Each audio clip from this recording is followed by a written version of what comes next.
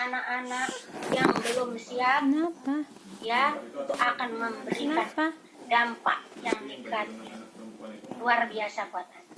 Karena di internet tuh ada semua. Ya. Kalau kita nggak setting aja, itu muncul, kita nggak minta aja kadang muncul hal-hal yang tidak kita inginkan kita lihat. Benar nggak, Bu? Cebok. Ya. Bahayanya internet juga sangat dahsyat. Ibarat pisau. Internet itu ibarat pisau. Kalau dipegang oleh anak yang belum umur, Mbak Nadira main-main pakai, ini ya, saya bikin contoh. Nadira main-main pakai pisau sambil lari-lari ketawa-ketawa. Dia senang loh. Tapi kita yang melihat bagaimana? Kita yang melihat gimana? Ngeri juga, takut. Itu bahaya, gitu ya. Nah, makanya kita perlu pendampingan itu. Nah, internet pun begitu. Anak-anak kita belum tahu bahayanya apa. Bagi mereka senang, happy. Maka ini butuh pendampingan. Bahaya kamu nonton yang kayak gitu. Jangan dilepas sendiri di TK daring. Dibilangin Ya nggak kalau boleh. daring, ya kalau belajar. Kalau buka situs-situs yang nggak boleh dilihat, bagaimana? Inilah kesungguhan dan keseriusan kita dalam mendampingin anak-anak kita. Makanya tadi saya bilang ada skala prioritas. Bu, habisnya Bu, saya kerjaan dapur belum beres. Apanya belum beres? Anak-anak udah makan belum? Udah. Kalau anak-anak udah makan, yang penting udah, nanti dilanjutkan lagi bisa. Ya, sambil libatkan anak-anak kalau udah selesai mereka. Kan nggak pusing. Ya. Kalau kita kerjakan semua ya udah. Perwarmat ya pusing sendiri. Nah, ini butuh pendampingan. Anak SMP jangan dilepas.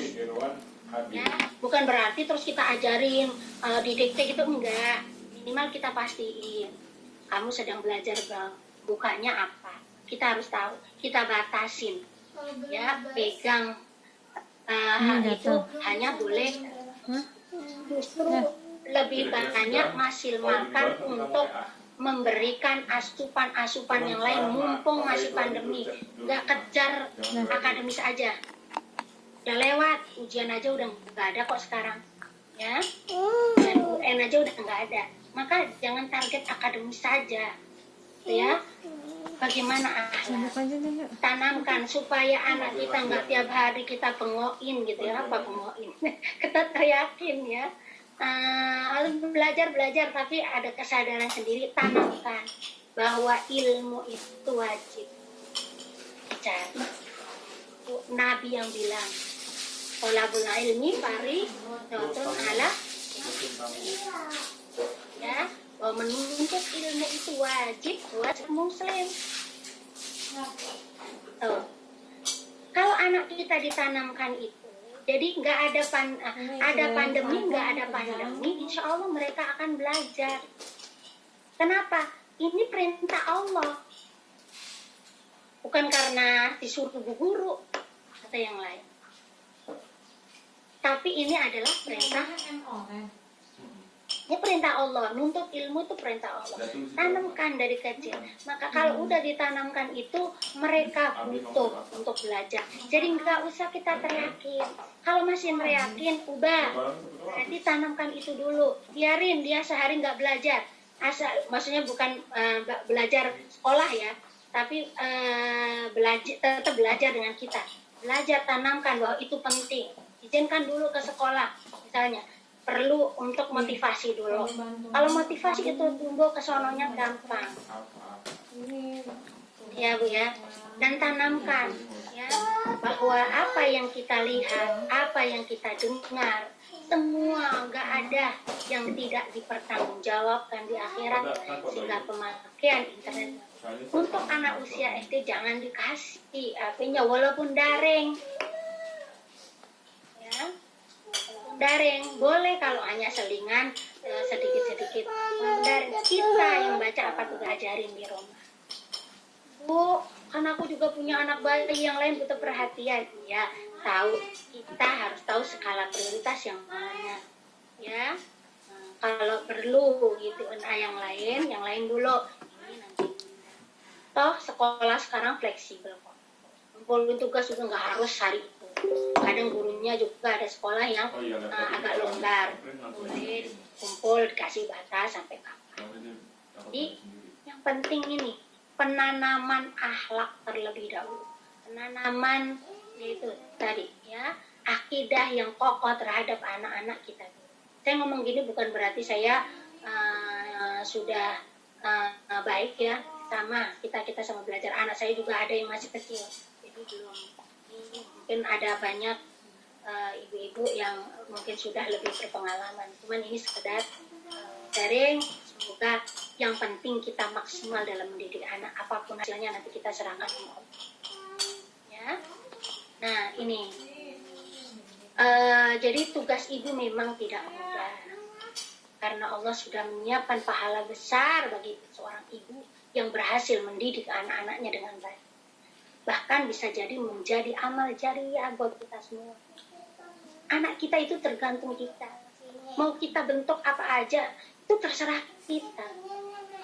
Ya, bukankah dalam hadis Nabi, ya riwayat Abu Hurairah,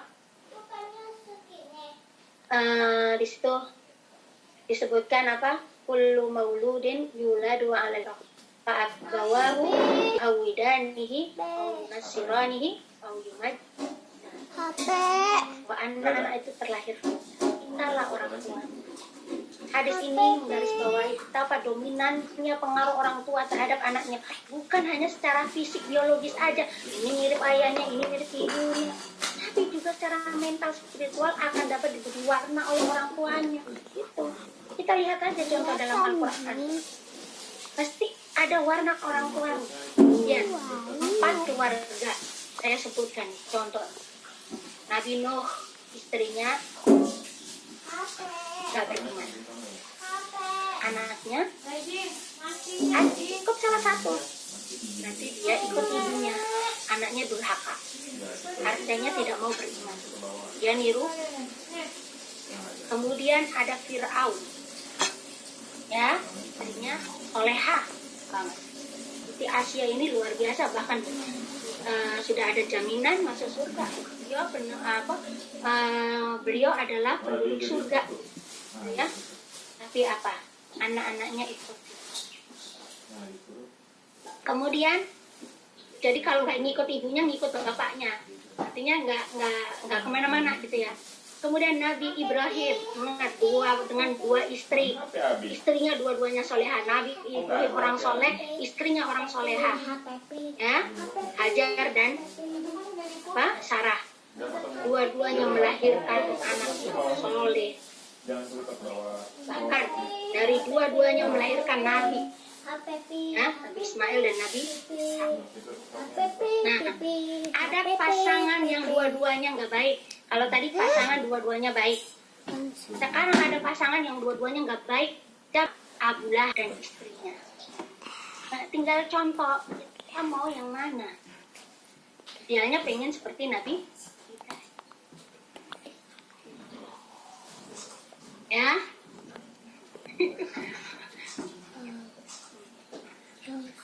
Idealnya begitu. Ya. Tapi ini kalau kita ingin mewariskan anak kita jadi soleh, intinya kita harus suami istri bekerja keras untuk dua-duanya. Ya? Tapi bukan berarti di sini kita ya gimana Bu kalau suami kita gini-gini, anak kita jadi begini. Yang diminta Allah pertanggungjawaban nanti apa? Hasil kelak atau proses? Bang. Halo Bu. Nih, HP. Yang diminta Allah pertanggungjawaban nanti hasil apa proses? Proses. Ya. Kalaupun nanti kita nggak berharap, ini bukan harapan kita, insya Allah kita semua nggak berharap. Kalau pada akhirnya pahitnya anak kita tidak menjadi anak yang seperti kita inginkan. Ya, tadi seperti Nabi Nuh, ya, Nabi Nuh soleh, anaknya tidak seperti yang dia inginkan. Apakah Allah menghukum kita? Minimal kalau kita sudah maksimal, Allah nggak menghukum kita. Kalau sudah kita maksimal. Buktinya Nabi Nuh aja dipuji sama Allah. Ya, apa? Dalam surat apa itu? Dalam surat Ali Imran ayat 33, Innallaha astafa Adam wa Nuha wa ala Ibrahim wa ala Imran ala alamin. Sesungguhnya Allah memilih Adam, keluarga Ibrahim dan keluarga Imran melebihi segala umat. Itu dipuji oleh Allah seperti itu. Kenapa? Karena usahanya, jangan lihat gini. Nabi Nuh aja nabi tapi gagal enggak boleh ngomong seperti itu. Jangan Apa? nonton Lihat yang usahanya kayak Nabi gitu. Nuh seperti apa. Usaha kita sudah seperti Nabi Nuh atau enggak? Kok bisa itu? Nabi Nuh Di tuh sampai Instagram. udah mau Gimana? apa anaknya udah mau digulung oleh ombak apa itu oleh banjir itu aja masih masih diajak ayo nak naiklah ke dalam perahu. Itu Nabi Nuh sampai begitu mau mati aja anaknya masih diajak. Ya, jadi dalam Islam pengasuhan atau dakwah anak itu tidak akan pernah rugi si anak tidak sesuai harapan. Kenapa? Dalam surat At-Taubah, banyak surat semoga nempel ya. Dalam surat At-Taubah ayat 105 itu disebutkan, wa qul ya'malu fa sayarallahu amalakum wa rasuluhu wal mu'minun. Bekerjalah kamu, maka Allah dan Rasulnya serta orang-orang mukmin itu akan melihat pekerjaan kamu. Jadi udah, maksimalkan usaha dulu. Jangan bilang nggak bisa, udah Bu. Banget deh. Terus kesabaran dalam pengasuhan anak-anak terus jangan pernah menyerah apapun kondisi anak kita sekarang. Kita doakan. Ya, kalau boleh nyerah. Banyak ibu-ibu yang nyerah. Ya, tapi kita nggak boleh. Saat ini terus kita doa ibu, insya Allah yakin diijabah oleh Allah. Bismillah. Kita saling mendoakan semua agar anak-anak kita menjadi anak yang sesuai harapan. Kalaupun gagal, ya Allah melihat proses. Allah melihat bagaimana usaha kita untuk mengajak anak kita dalam kebaikan. Jadi batas mendakwai anak itu sampai ajal menjemput. Jadi nggak bisa instan. Itu kesabaran. Ya, jadi batas dakwain anak itu sampai ajal menjemput. Itu nggak instan. Kalau anak kita sekarang masih belum seperti sesuai harapan, terus sampai ajal Yang menjemput. biru-biru itu mana sih, Jack? Kita duluan atau anak kita duluan nanti. Terus kita jangan pernah bosan. Karena tugas kita, amanah kita yang dibebankan itu titipan dari Allah. Kita berharap semua tidak ninggal anak itu dalam kondisi yang lemah. Sebagaimana dalam surat An-Nisa ayat 9 itu. Wal yakhshal ladzina law taraku, ya, gitu. Kita janganlah kita sampai meninggalkan anak-anak dalam kondisi anak itu. Harapannya itu. Maka ibu-ibu tolong jangan nyerah. Terus makanya tambah ilmu, sering dengerin kajian supaya bisa menaikkan iman kita sehingga kita bisa bisa saling melengkapi gitu ya. Apa kekurangan kita? Nah, pandemi ini kita tingkatkan. Lihat kekurangan anak kita di mana. Kita usahakan. Ya, pakai trik-trik, bolehlah pakai trik-trik kalau selama itu baik, ambil trik-trik ya. Sekarang kan banyak teori-teori pendidikan itu, ambil selama itu baik. Ya. Coba yang di sana. Jadi terus kita memperbaiki kalau mau anak itu baik. Ingat, jangan pernah putus asa.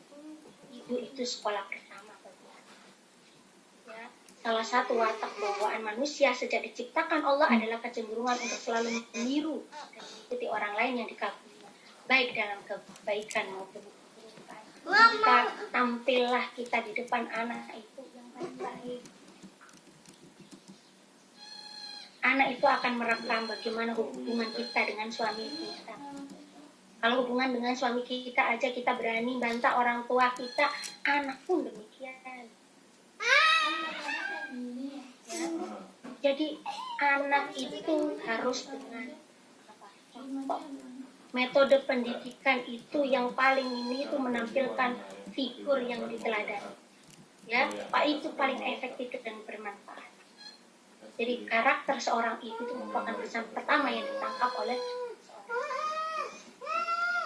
Makanya untuk itu kita coba masa pandemi ini justru untuk rangkul, memperbaiki hubungan kita dengan suami, dengan anak-anak kita ini. Allah kasih berkah. Di balik musibah ini insya Allah banyak berkah. Kita bisa saling memperbaiki diri.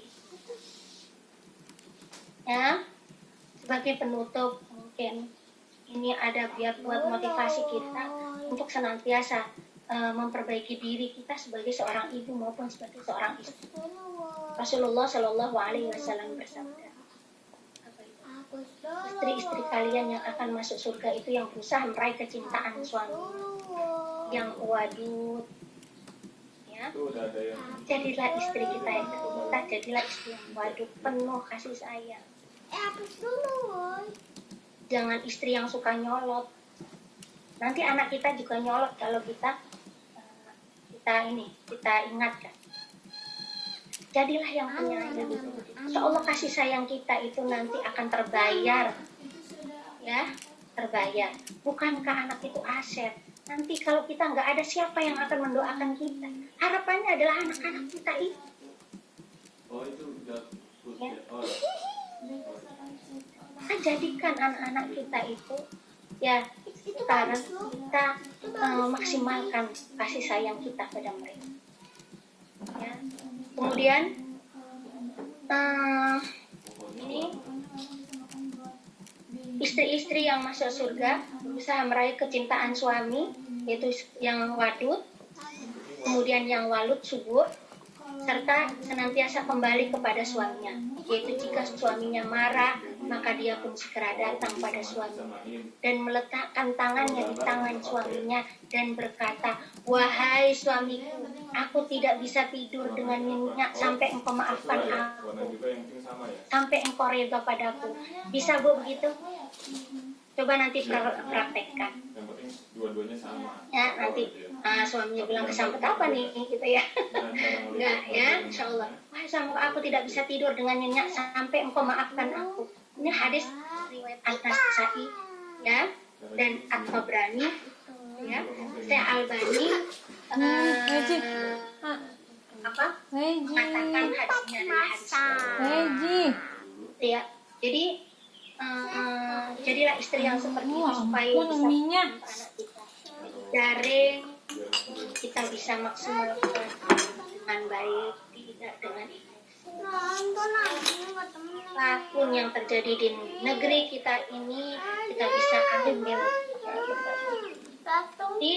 kita tingkatkan spiritualitas kita, tingkatkan kualitas kita, dan kita teladan tentang moralitas kita sebagai ibu. Ya, itu aja mungkin kurang lebihnya. Assalamualaikum warahmatullahi wabarakatuh. Waalaikumsalam warahmatullahi wabarakatuh. Alhamdulillahirrahmanirrahim. Terima kasih kepada Ustaz Jamaah yang sudah memberikan ilmunya yang luar biasa. Semoga kita semua bisa mempraktekannya dengan baik. Jadi bisa kita ambil kesimpulan yang pertama, yaitu bahwa kita harus ingat